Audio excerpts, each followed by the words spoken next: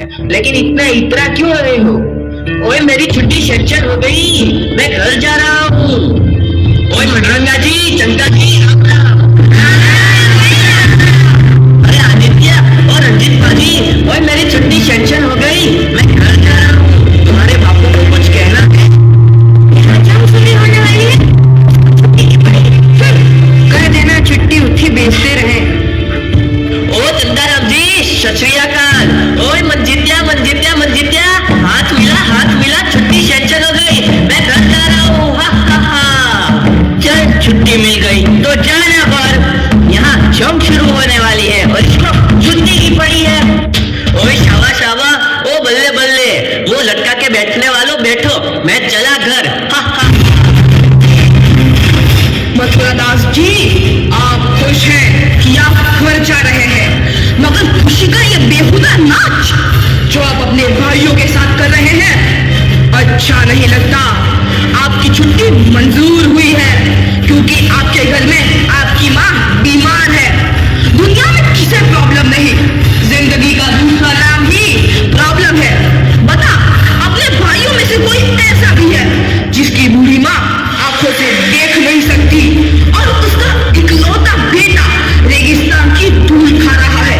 कोई ऐसा भी है जिसकी माँ की अस्थियां इंतजार कर रही है कि उसका बेटा जंग जीत कर आएगा और उसकी अस्थियों को गंगा में प्रवाहित कर देगा?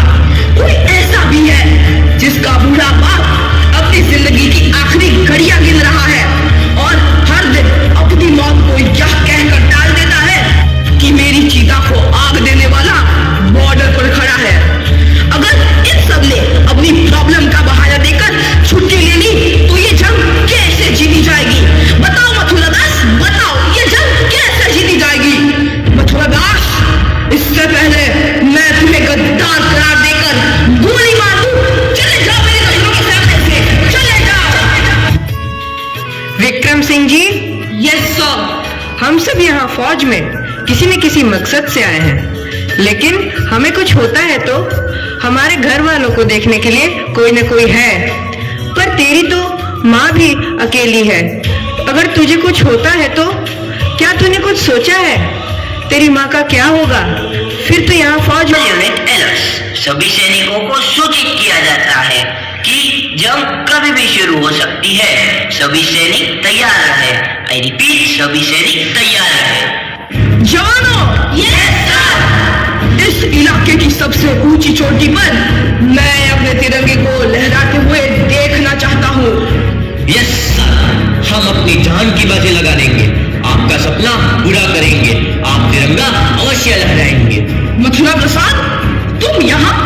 तुम तो घर जाने वाले थे। सर, आपने मेरी आंखें खोल दी। एक सैनिक के लिए देश से बढ़कर कोई दूसरी जिम्मेदारी नहीं होती। यह जंग जीतने के बाद ही मैं अपने घर जाऊंगा सर।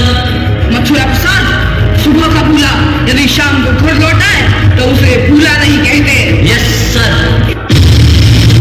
हिंदुस्तान जिंदाबाद, हिंदुस्तान जिंदाबाद।